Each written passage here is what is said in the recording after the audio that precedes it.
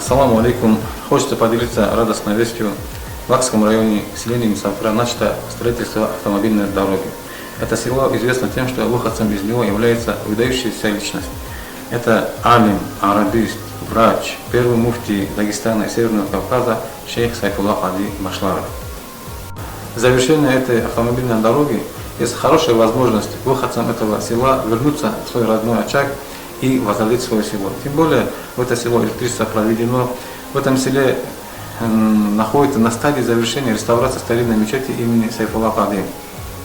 От себя лично хочу поблагодарить главу района за то, что взял на себя инициативу строительства этой дороги, дала, чтобы она завершилась, чтобы возродилось это село и, иншаллах, возродился наш родной край.